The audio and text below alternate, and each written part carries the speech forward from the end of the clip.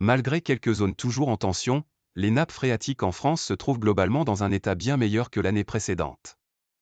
Cependant, depuis 2 mois, leur situation stagne, ce qui suscite des inquiétudes quant à un retour de la sécheresse pendant l'été, entraînant des restrictions d'eau. Au 1er mars, 46% des nappes sont au-dessus des normales mensuelles et 36% restent en dessous, indique jeudi le Bureau de recherche géologique et minière, BRGM.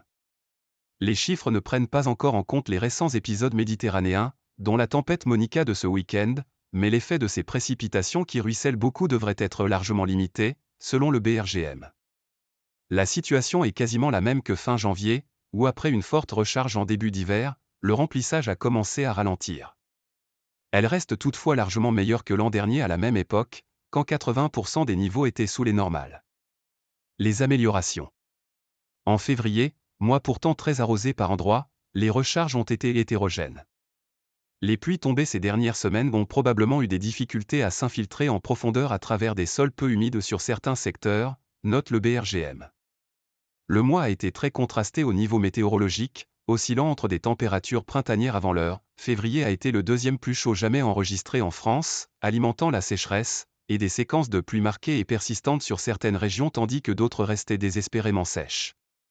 Entre décembre et fin février, la France a enregistré un excédent de pluie d'environ 10% en moyenne, selon Météo France. Une bonne nouvelle pour certaines nappes, de la Bretagne à l'ouest du Massif central et aux Pyrénées-Atlantiques d'une part, et de l'Artois aux vallées alpines d'autre part, qui ont pu se réalimenter avant l'arrivée du printemps, quand la majeure partie de l'eau tombée du ciel sera absorbée par la végétation. Point noir.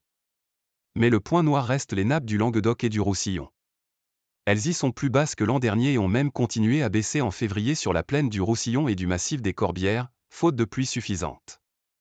Les nappes du sud de l'Alsace, du couloir de la Saône, du sud du Massif central restent aussi à des niveaux bas voire très bas. Les pluies tombées ces derniers jours ont permis d'atteindre des pics de crue sur certaines nappes comme en Nouvelle-Aquitaine et sur l'Artois et de fortes hausses localement, par exemple en Provence, a indiqué jeudi lors d'une visioconférence Violaine Beau, hydrogéologue au BRGM. Concernant le Languedoc, qui a connu ses premières précipitations depuis bien longtemps, les niveaux des nappes se sont améliorés par endroits mais restent néanmoins insuffisants.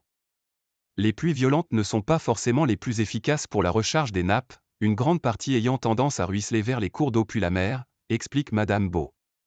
Si l'on ajoute à cela le fait qu'elles sont tombées sur des sols extrêmement secs, elles ont au mieux suffi à réhydrater les sols en surface mais pas les nappes en profondeur.